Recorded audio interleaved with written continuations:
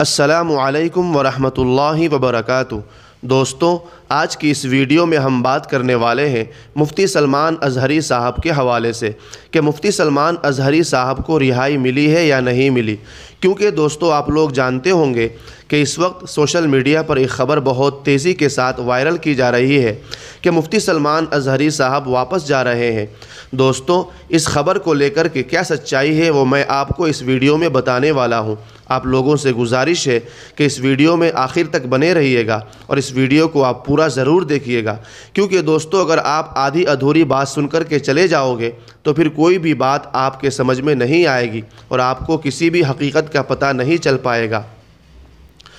دوستوں، بتانا یہ چاہتا ہوں کہ مفتی سلمان اظہری صاحب کو جس طرح سے 1 سال کا لگ بھگ وقت گزر چکا ہے اور 1 سال کے قریب ان کو جیل کے اندر ہو گیا ہے۔ دوستوں، مفتی سلمان اظہری صاحب نے صرف ایک شعر پڑھا تھا، اس شعر کی بنیاد پر ان کے خلاف FIR کر دی گئی اور ایک نہیں بلکہ 4 ان کے خلاف FIRs ہوئی ہیں، اور FIRs کے کرنے کے بعد پولیس نے ان کو گرفتار کر لیا، یعنی ATS کی ٹیم نے ان کو گرفتار کیا تھا۔ پھر اس کے بعد میں انہیں ممبئی تھانے لے کر گئی، ان سے پوچھ تاچھ ہوئی اور ان پر مقدمہ دائر کر دیا۔ پھر اس کے بعد میں عدالت میں ان کو پیش کیا گیا۔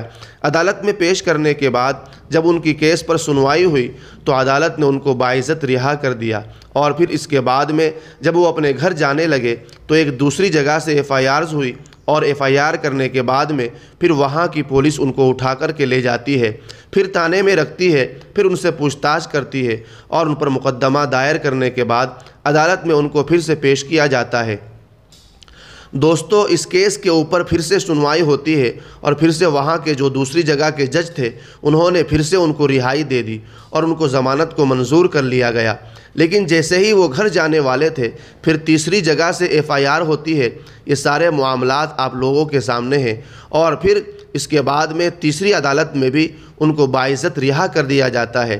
لیکن پھر اس کے بعد جب ان کو ایسا لگا کہ اب یہ اپنے گھر چلے جائیں گے اور جو ہمارا مقصد تھا وہ پورا نہیں ہو پائے گا، تو ان پر پاسا ایکٹ لگانے کے بعد ان کو جیل میں ڈلوا دیا گیا۔ دوستوں، 1 سال کا وقت ہونے کو ہے۔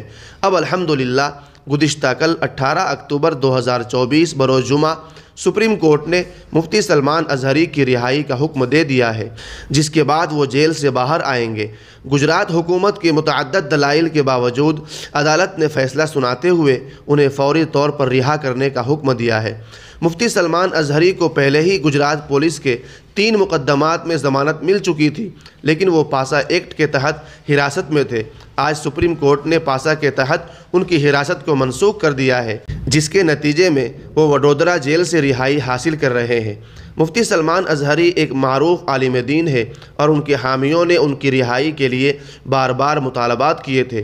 ان کی گرفتاری پر عوامی سطح پر تنقید کی گئی تھی اور کئی سماجی تنظیموں نے ان کی رہائی کے لیے آواز اٹھائی تھی۔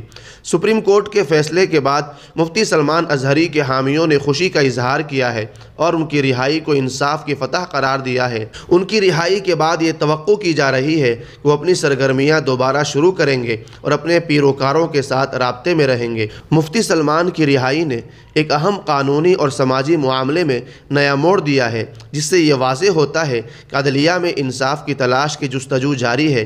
تو محترم ناظرین کرام، اس سے متعلق آپ کی کیا رائے ہے؟